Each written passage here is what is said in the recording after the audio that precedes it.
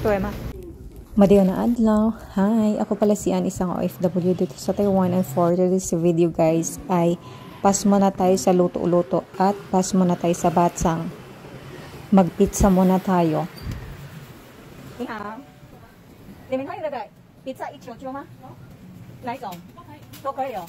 我要那个哈瓦人，可以吗？哈瓦人。然后那个炸鸡有吗？一球球。好，好，好。天有有。09744。对，忘记了零然后我这个，对，那个叫多少？好。好，谢谢。好，谢谢。对吗？